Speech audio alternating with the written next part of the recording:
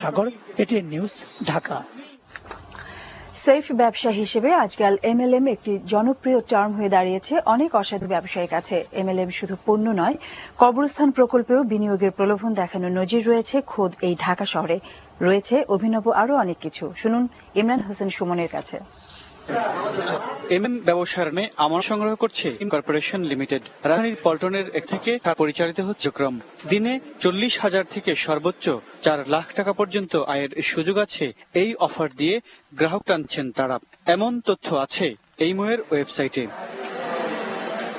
অনুসন্ধানে দেখা গেছে প্রাথমিক পরিবেশক সংগ্রহে যেসব পণ্য বিক্রি করছে এই ময়ে এর কোনোটির মান নিয়ন্ত্রণ না থাকলেও দামের বিষয়ে ছাড় নেই।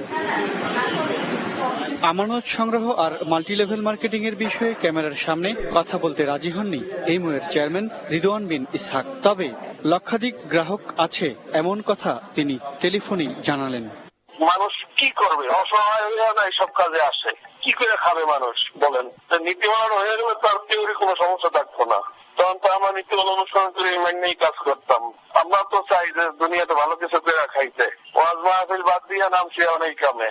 প্রতিষ্ঠানটির কাগজে কলমে প্রস্তাবিত অনেক প্রকল্পের নামের পাশাপাশি আছে কবরস্থান প্রকল্পও, যদিও কোনো প্রকল্পেরই কাজ এখনো শুরু হয়নি। অন্যদিকে মগবাজারের এনএমএন ফাউন্ডেশন নামের একটি প্রতিষ্ঠানে এখন তালা ঝুলছে। এর সামনে চলছে বিনিয়োগকারীদের হাহুতাশ।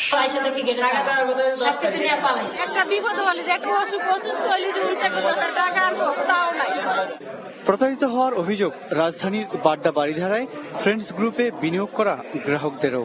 নিজের টাকা, কষ্টের টাকা, মানুষের টাকা বাকিদের ধারে লাভের পরে 16,30,000 টাকা আমি ইনভেস্টমেন্ট দিয়েছি। আমাদের বলছে যে এখানে কোম্পানির ইথা আছে, এটা আছে, অফিসও কোম্পানি নিজের বলছে, আসলে আমাদের কিছুই না।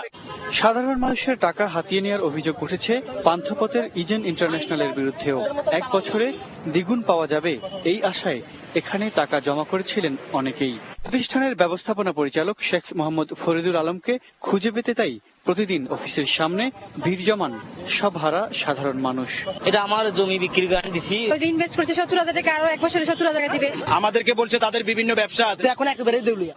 অবৈধ আর্থিক লেনদেনের কারণে সরকার অ্যাকাউন্ট বন্ধ করে পর ক্ষতিগ্রস্ত ইউনিপে 2U বেশ কিছু গ্রাহক তুলে করা আরেকটি প্রতিষ্ঠানে। পান্থপথের এই প্রতিষ্ঠানের বিরুদ্ধেও অভিযোগ আছে মাল্টিলেভেল মার্কেটিং এর নামে আমানত সংগ্রহের, যদিও এটি মানতে নারাজ প্রতিষ্ঠানের কর্মকর্তারা। ইউনিপেতে যারা ঠকে গেছে বা ইনভেস্ট টুকটাক করছে, তারা করে তার থেকে ব্যবসা করবে বা কিছু করবে, তারা আমাদের ডিস্ট্রিবিউটর হয়ে বিভিন্ন জেলায় করবে। Imran Hossain Suman, ATN news, Dhaka. আয়কর বিভাগে উপস্থাপিত তথ্য অনুযায়ী 2003 থেকে